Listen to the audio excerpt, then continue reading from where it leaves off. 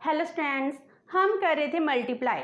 Last session में हमने multiply की वर्किंग में स्टैटिक एनालिसिस किया एंड आज हम थ्योरी ऑफ मल्टीप्लायर की वर्किंग और एनालिसिस है, इसमें हम करेंगे वर्किंग ऑफ डायनामिक मल्टीप्लायर। जो मल्टीप्लायर है आगे इसकी एक्सप्लेनेशन टू टाइप्स की है, comparative static analysis, comparative static multiplier जो केस ने दिया है, लेकिन जो मॉडर्न इकोनॉमिक्स है वो कंपैरेटिव स्टैटिक मल्टीप्लायर को नहीं मानते हैं।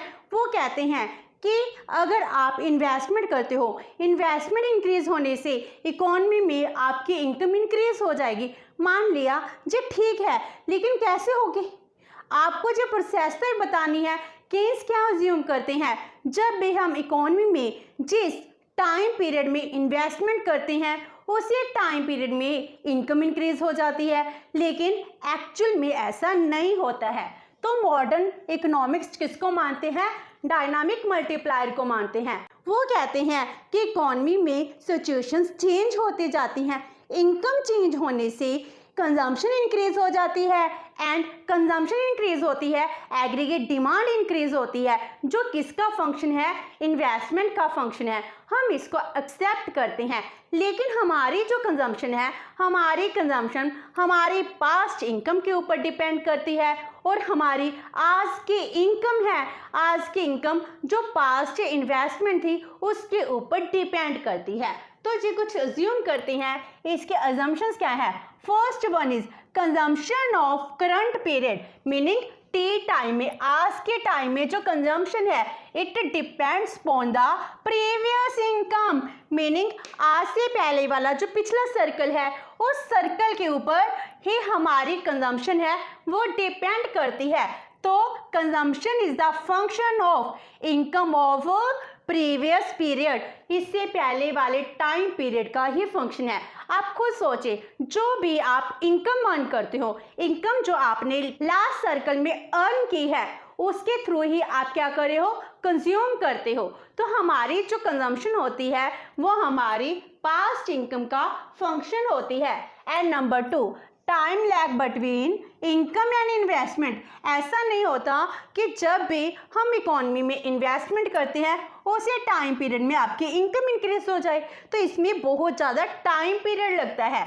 तो हमारे फ्यूचर की income T means current time period, T+1 next round की जो इनकम है वो किसका फंक्शन है? जो आज के टाइम में आप इन्वेस्टमेंट करते हो, investment in T time, current period के इन्वेस्टमेंट का फंक्शन है। तो डायनामिक थ्योरी जी टू अजम्पशंस हैं इनके ऊपर बेस्ड है, जो कहीं ना कहीं रियलिटी के ऊपर बेस्ड है, इसीलिए तो इसको ट्रू मल्टीप्लायर कहा जाता है। कंपैरेटिव स्टैटिक एनालिसिस है, आज के टाइम में किसी भी इकोनॉमी में प्रिवेल नहीं करता है। तो इसकी जो एक्सप्लेनेशन है हम इसको टू पार्ट्स में करते हैं, single injection of investment, number 2 continuous injection of investment, meaning हम इकोनॉमी में इन्वेस्टमेंट कर रहे हैं तो investment single injection, single injection का मीनिंग है कि हमने एक राउंड में इन्वेस्टमेंट कर दी, उसके बाद हम इन्वेस्टमेंट नहीं करते, तो उसके बाद जो आपकी इनकम है वो कैसे इंक्रीज होती है, तो हम इसको टेबल एंड डायग्राम के थ्रू करते हैं।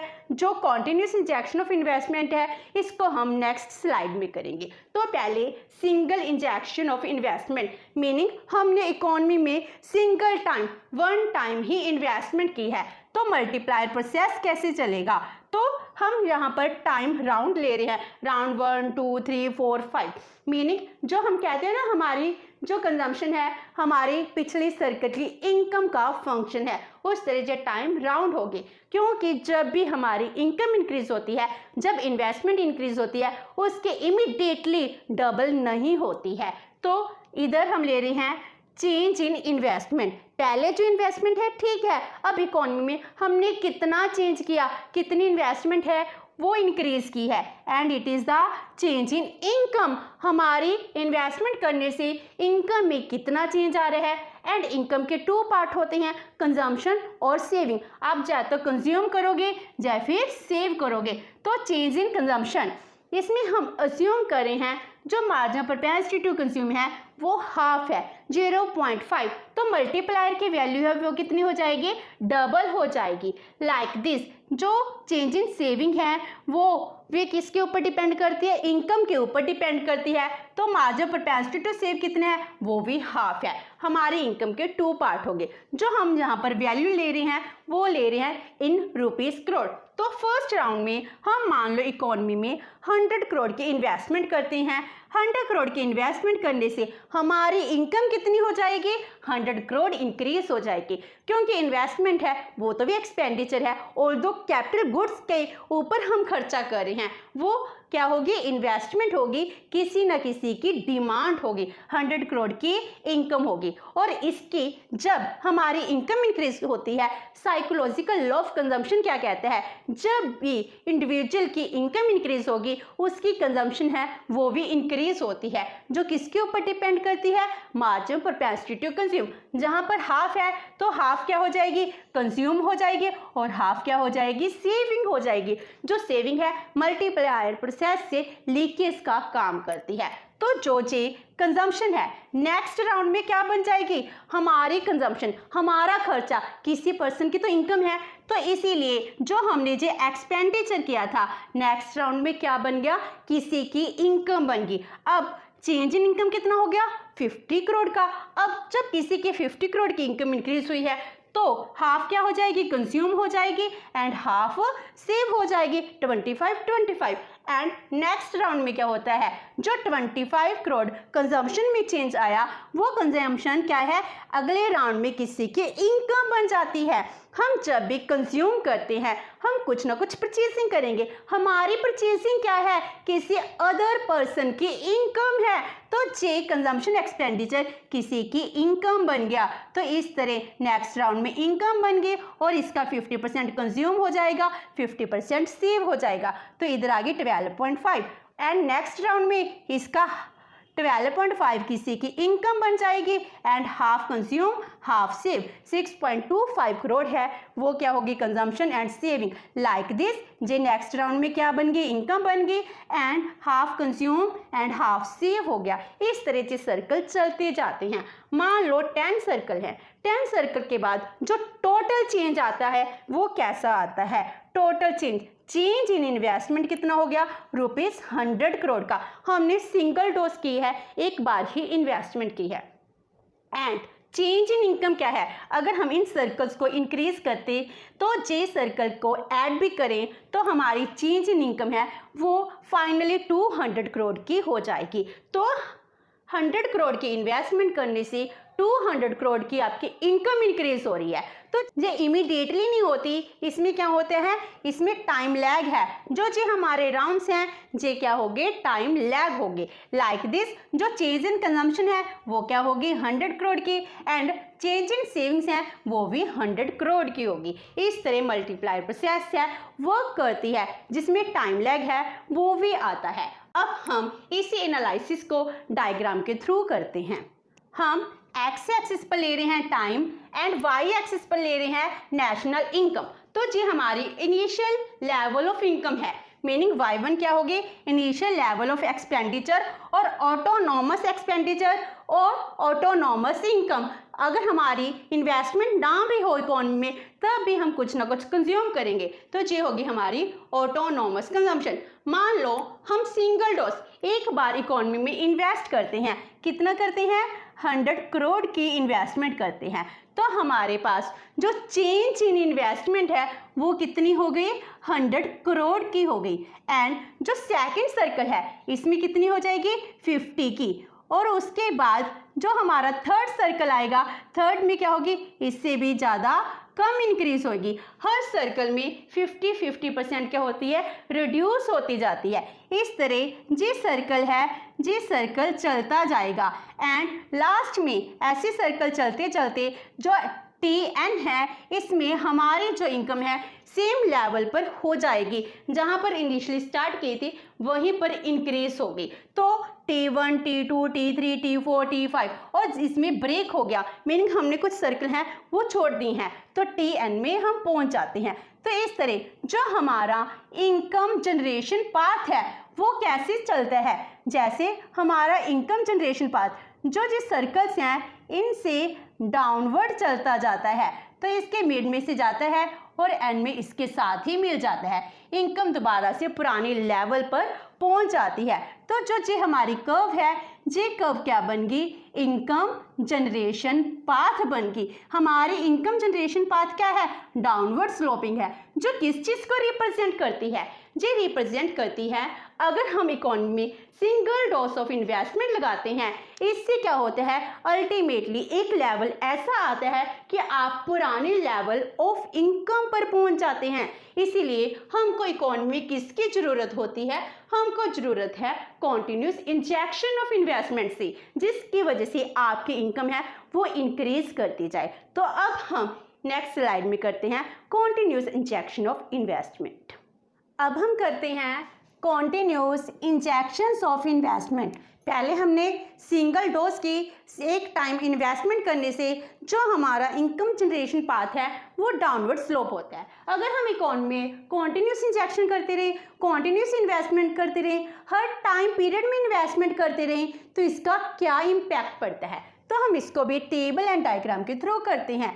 पहले जो इसकी मल्टीप्लायर प्रोसेस है थ्रू टेबल हम वो करते हैं। जो टर्म्स हैं in terms of rupees crore, इधर हम ले रहे हैं round, change in investment, change in income and change in consumption. Here also marginal of propensity to consume is half, meaning 50% हम कंज्यूम करते हैं एंड 50% हम सेविंग करते हैं। तो मान लो फर्स्ट राउंड में हम 100 करोड़ की इन्वेस्टमेंट करते हैं। जब हम इन्वेस्टमेंट करेंगे तो जो हमारी इनकम है वो क्या होगी, 100 करोड़ ही इंक्रीज हो जाएगी एंड इसका 50% क्या हो जाएगा, कंज्यूम हो जाएगा। तो 50% क्या होगी, कंज्यूम होगी। एंड जब सेकंड राउंड आता है, हम हर टाइम पीरियड में कॉन्टिन्यूस इन्वेस्टमेंट कर रहे हैं, तो नेक्स्ट टाइम सर्कल में हमने 100 करोड़ की इन्वेस्टमेंट की। जो 100 करोड़ था इससे क्या होगी, 100 करोड़ की जे वाली इनकम इंक्रीज होगी एंड जो लास्ट सर्कल था इसमें 50% चेंज आया था, 50% कंज्यूम की थी। जो 50 करोड़ की कंजम्पशन है नेक्स्ट राउंड में किसी की इनकम है, तो जो नई इन्वेस्टमेंट की है 100 करोड़ उसकी एंड 50 जो लास्ट राउंड की इनकम थी उसके थ्रू कंजम्पशन होती है, इनकम होती है। तो सेकंड राउंड में जो हमारी इनकम इंक्रीज होती है वो कितनी होती है, 150 करोड़ की होती है। जबकि हमने लास्ट सर्कल में क्या देखा था, जो हमारी इनकम थी वो रिड्यूस होकर 50 रह गई थी, लेकिन कॉन्टिन्यूस इंजेक्शन में कितनी होगी, 150 हो जाती है।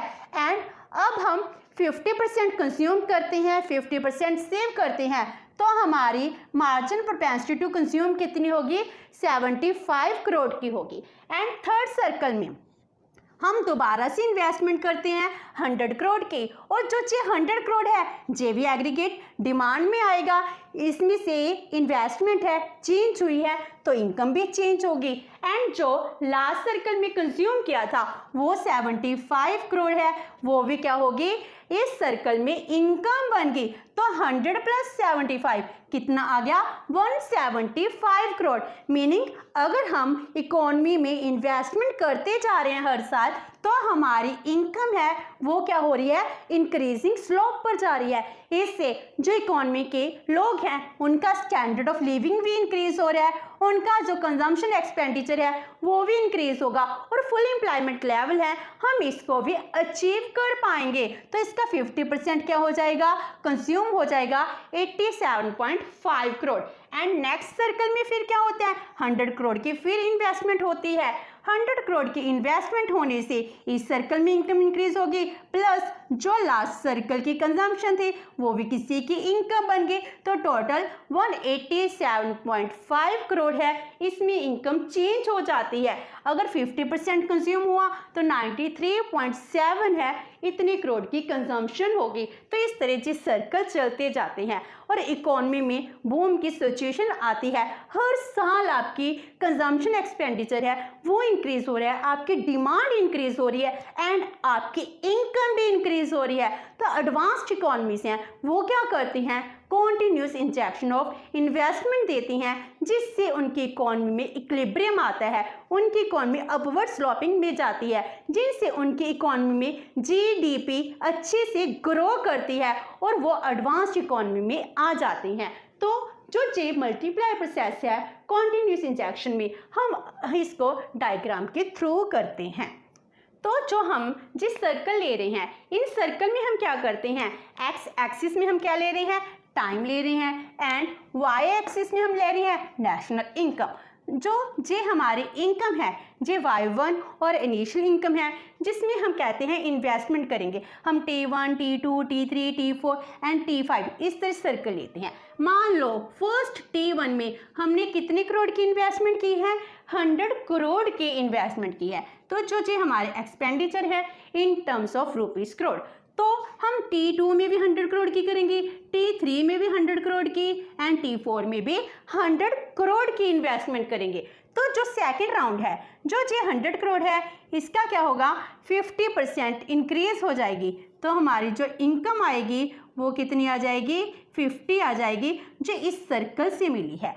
एंड T3 में क्या होता है, जो जे हमारी 100 करोड़ से, इस 100 करोड़ से हमको 50% इंक्रीमेंट मिलेगा, और जो जे 50 पर है, इस 50 से भी क्या होगी, हमारी 25 करोड़ की इनकम है वो इंक्रीज हो जाएगी। एंड जो नेक्स्ट राउंड है, इस 100 करोड़ से हमको नेक्स्ट राउंड में 50 करोड़ की इनकम हो रही है, और जो जे 50 है, इस 50 से हमको 25 करोड़ की इनकम हो रही है, और जो जे 25 है, इससे हमको 12.5 करोड़ की इनकम हो रही है। इस तरह से पाथ चलता जाता है, एंड अल्टीमेटली TN में एक ऐसा सर्कल आता है जब हमारी इनकम है बहुत ज़्यादा इंक्रीज कर जाती है। तो जो हमारी इनकम है YN तक इंक्रीज कर जाती है।